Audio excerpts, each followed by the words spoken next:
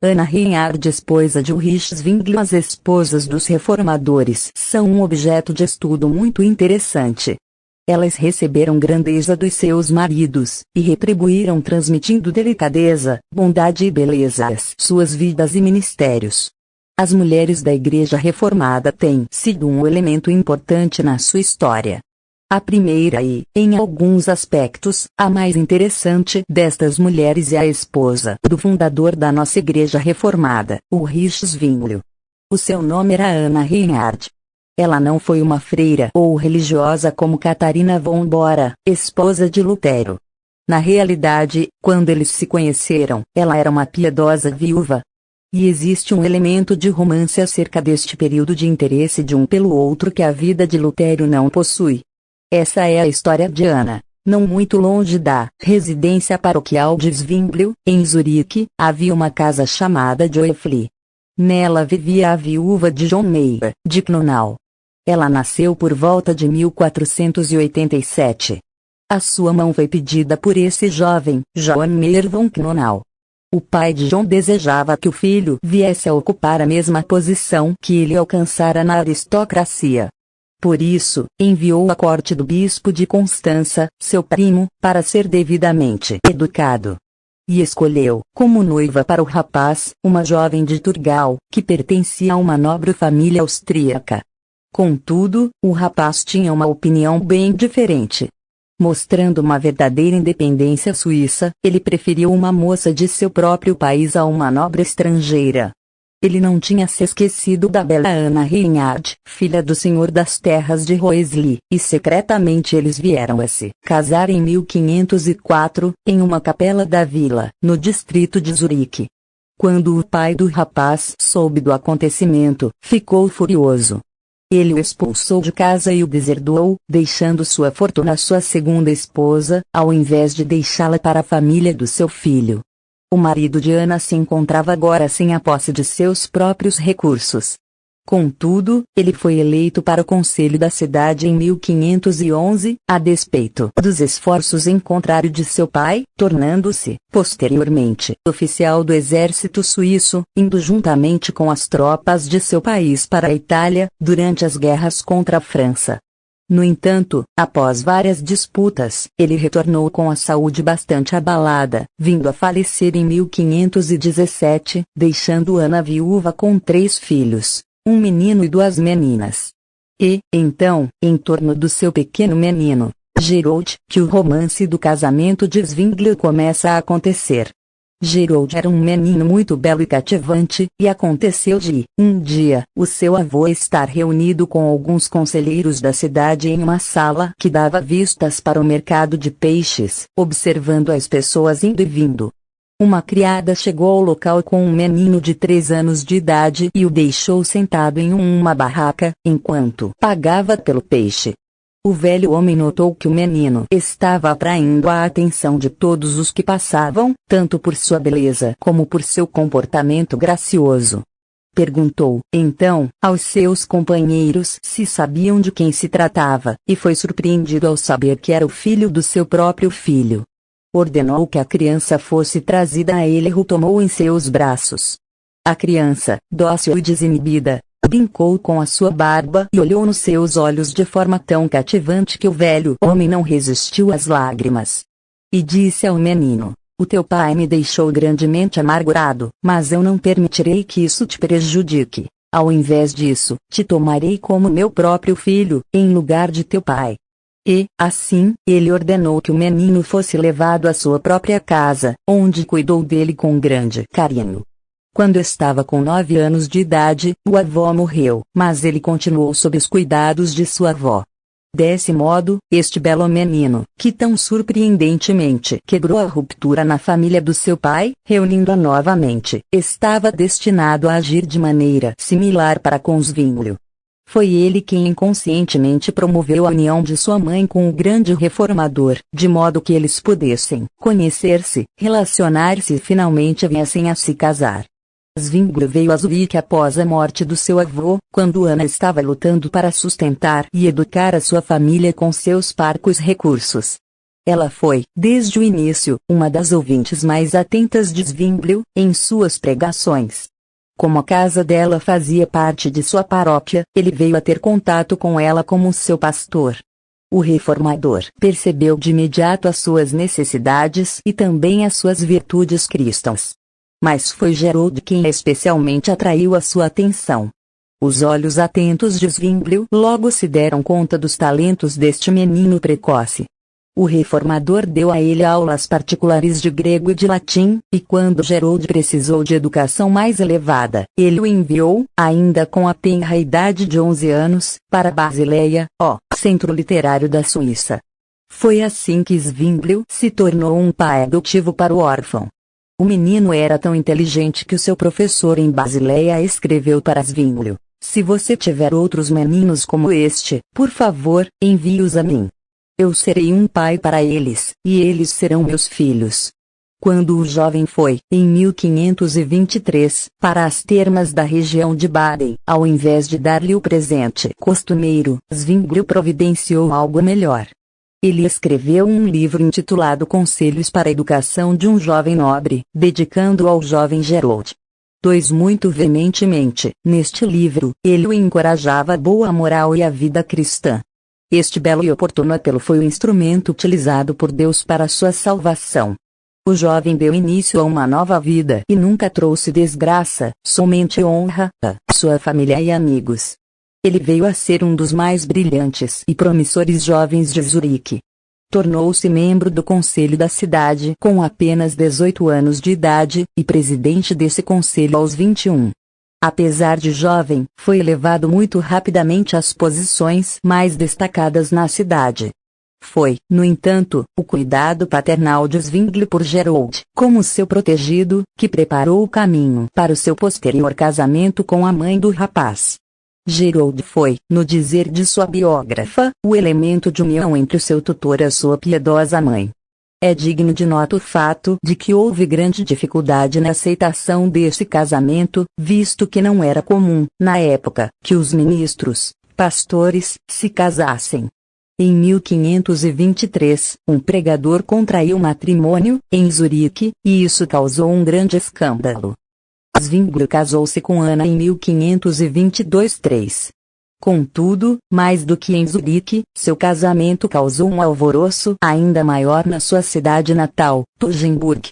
Os católicos e os anabatistas o acusaram de casar com Ana pela sua beleza e pelo seu dinheiro, acusação essa que ele rebateu, respondendo que, quanto ao dinheiro, ela não possuía mais do que 400 florins, o que não era absolutamente nada na época. Após casar-se com Zwinglio, conta-se que Ana deixou de usar joias. Zwinglio se referia a ela como sua amada assistente, e isso é o que ela realmente foi, uma esposa muito útil e companheira em seu trabalho. Ela foi um modelo de esposa de ministro, uma verdadeira mãe adotiva para os pobres e auxílio para os doentes. Ela foi comparada a Dorcas, dos tempos apostólicos. E o seu cuidado pelo marido era ainda maior do que pela paróquia. Ela o alegrava em suas ocupações e compartilhava dos seus sofrimentos. Quando seu esposo, juntamente com outros ministros de Zurique, começou a traduzir a Bíblia, em 1525, e a publicá-la completa, em 1529, alguns anos antes de surgir a Bíblia de Lutero, 1534, era seu costume ler para ela os seus rascunhos todas as noites, antes de se recolherem.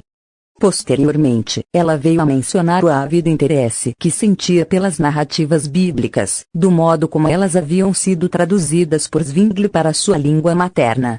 E assim, a Bíblia tornou-se o seu livro inseparável.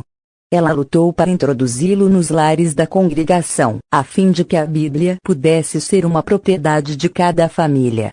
Zwinglio lendo para sua esposa as notas de sua nove, a Bíblia suíça, quando ela percebia que o seu esposo, por levantar-se sempre muito cedo e por trabalhar excessivamente, estava se tornando demasiadamente consumido por seu trabalho. Ela, como diz Zwinglio em uma carta a Vadian, puxava a capa do livro e sussurrava em seu ouvido: "Meu querido, já chega. Agora é hora de descansar." No seu relacionamento com os outros, demonstrava muito do seu espírito cristão. Quanto mais religiosa a conversa, maior era sua participação nela. Não havia maior gozo para ela do que o de receber um novo esclarecimento acerca de alguma verdade sagrada. Ela amava ouvir Zwingli em suas pregações, muitas vezes exaltando um novo aspecto acerca do caráter de Cristo. Portanto, ela não somente vivia em uma atmosfera religiosa, mas era esse o seu maior prazer. Para com o seu marido, sempre manifestou grande reverência. Infelizmente, apenas uma carta do casal, escrita por Zwingli, chegou até nós. Esta carta foi escrita em Berna, em 1528, logo após o nascimento de um filho em sua ausência. É uma bela epístola cristã, agradecendo ao Senhor pelo nascimento da criança e orando para que ambos pudessem estar habilitados para educá-la corretamente, encorajando-a a não ficar ansiosa quanto à sua segurança, diz Zwingli, e enviando saudações a amigos. Ele também escreveu para ela depois disto, quando se encontrava em Estrasburgo, a caminho de Marburg, carta em que elogia a esposa do reformador Zeu, de Estrasburgo, dizendo que ela combinava as graças de ambas, Marta e Maria. Ana recebia os amigos do seu marido e recepcionava os seus convidados, dos quais sempre havia um grande número, visto que eram muitos os refugiados protestantes naqueles dias, e a casa de Zwingli estava sempre de portas abertas para eles. Quando ele estava ocupado ou em viagem, ela era o centro das atenções. Os mais proeminentes cidadãos e ministros, tais como Leo Juda, Pelican e outros, reconheceram seus méritos e virtudes. Conta-se que o chanceler superior de Silésia, Arator, que visitou Zwingli em 1526, ficou tão cativado pela forma cristã como administrava sua casa, que declarou que nunca esqueceria da atmosfera piedosa daquele lar, referindo-se a Ana como a esposa anjo. Entretanto, sua vida de casada não foi marcada somente por alegrias e honrarias, mas igualmente por muitos cuidados e ansiedades. O perigo ao qual seu esposo estava continuamente sujeito constituiu-se em uma fonte de grande preocupação para ela. Ele repetidamente era advertido a não sair sozinho à noite, a fim de que não fosse morto ou levado para um distrito católico, e viesse a sofrer como Jonas. Ele também era frequentemente alertado a ser cuidadoso com relação aos lugares onde comia ou bebia, por receio de que viesse a ser envenenado. Ana, sempre que pressentia qualquer perigo a rodeá-lo, pedia ajuda aos irmãos. Com muita frequência, quando Zwingli, especialmente em dias de inverno, tinha que sair de casa após o escurecer, ela chamava algum amigo para acompanhá-lo. Ou quando ele tinha de permanecer em reuniões até tarde da noite, ela tentava providenciar algum irmão para acompanhá-lo na volta para casa. Ela procurava estar sempre ao seu lado, mas não podendo acompanhá-lo em todas as ocasiões, preocupava-se com tudo o que pudesse causar-lhe dano ou perigo, fazendo o que estivesse ao seu alcance para preservá-lo. E foi assim que, embora muitas tentativas de ataque contra Zwingli tenham sido efetuadas, felizmente foram sempre frustradas. Em 28 de agosto de 1525, a casa do casal foi apedrejada por 2 cidadãos à noite, fazendo com que vários pedaços de madeira atingissem os compartimentos. Ana e os filhos ficaram aterrorizados, mas Zwingli empunhou sua espada e os acalmou, bradando aos agressores que, se qualquer um deles tinha algo contra ele, que viesse na manhã seguinte, à luz do dia. Estes episódios serviram como que prenúncios do grande sofrimento que estava por vir. Ela, juntamente com o seu esposo, presenciou a nuvem negra da tempestade se formar sobre eles, vindo a desabar no terrível 11 de outubro de 1531. No dia 9, correu a notícia de que o exército dos distritos católicos estava se aproximando. Apressadamente, um pequeno exército foi reunido em Zurique para combatê-los. Zwingli foi designado para acompanhá-los como capelão do exército. Na Praça da Caridade, bem em frente à residência pastoral, uma parte dos soldados se reuniu e se preparou para a partida. Ana saiu de casa para despedir-se dele. Sem conseguir reprimir os seus sentimentos, ela irrompeu em lágrimas. Seus filhos se uniram a ela em seu pranto, apegando-se às vestes do pai, como que para protegê-lo do perigo, fosse isso possível. É chegada a hora de nos separarmos, disse Zwingli a ela. Que assim seja, é a vontade do Senhor. Ele então lhe deu um grande abraço de despedida. Os seus temores quase lhe impediram a fala, mas ela disse: nós nos veremos novamente, se o Senhor assim desejar. A sua vontade seja feita. E o que você trará de volta quando vier? A resposta imediata de Zwingli foi: bênçãos, após as trevas e escuridão da noite.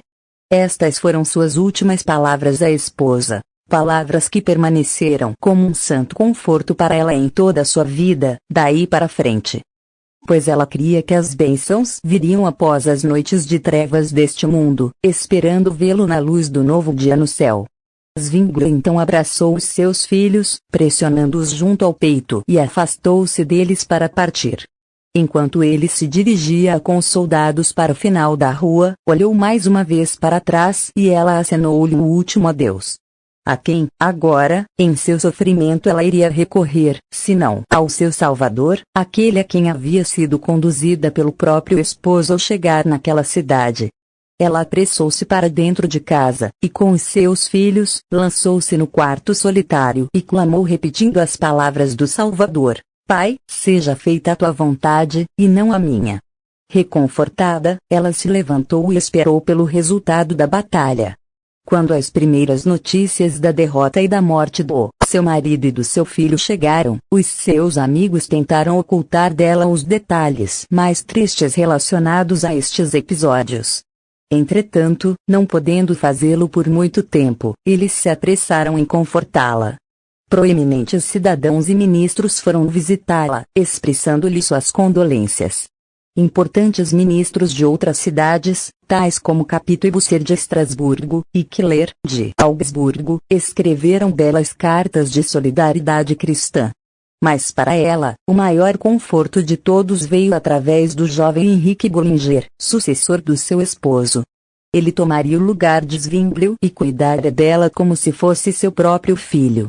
Ele lhe fez esta promessa: de nada você necessitará, querida mãe. Eu permanecerei seu amigo, seu mestre e conselheiro. Não foram apenas meras palavras, mas ele as cumpriu e provou com ações. Zwingli havia deixado sua família sem recursos, pois tudo o que ele pôde poupar havia sido doado aos pobres e refugiados. Então Bullinger abrigou sob o seu próprio teto, a sua própria mesa, e uniu as duas famílias em uma só. Ele também agiu como um pai para os filhos de Zwingli, supervisionando sua educação e enviando o jovem Ulrich a Basileia, às suas próprias custas. Dos últimos anos de Ana não sabemos praticamente nada. Disse que ela raramente saía de casa depois da morte do marido, exceto para ir à igreja. Ela agora vivia para os seus filhos e para o seu Senhor.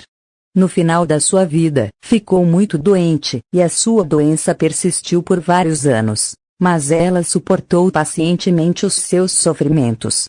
Da sua morte, em 6 de dezembro de 1538, Bullinger comentou: eu não desejo um final mais feliz para uma vida do que este. Ela partiu placidamente, como uma tênue luz, e foi para o seu lar e para o seu Senhor, louvando e nos encomendando todos a graça de Deus. A sua morte foi como sua vida, doce, bela e serena. A cena mais trágica de sua vida está relacionada à morte de seu esposo no campo de batalha de Capel.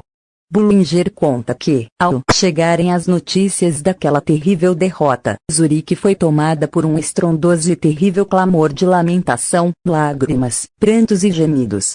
Mas a tristeza de Ana foi ainda maior, e o seu sofrimento mais profundo. Em virtude da grandeza do seu esposo, maior era o seu pesar. Ela havia passado por muitos sofrimentos anteriormente, mas este eclipsou a todos, especialmente porque a morte de Zwingli não foi o seu único pesar. Juntamente com ele, naquele campo de batalha, morreu também o seu brilhante e belo filho, Gerold. E a morte deste também não foi toda a sua aflição. Com seu amado esposo e filho, caíram também à espada seu irmão e seu cunhado, ao mesmo tempo em que um genro foi ferido de morte. O pesar da morte a cercou por todos os lados. Para coroar todo esse sofrimento veio a notícia de que o corpo do seu esposo havia sido esquartejado e queimado, e as suas cinzas profanadas. Haveria algum sofrimento como o dela, Sim, já houve um que sofreu ao ponto do profeta dizer: considerai em vez de se a dor igual à minha, que adveio sobre mim. 4.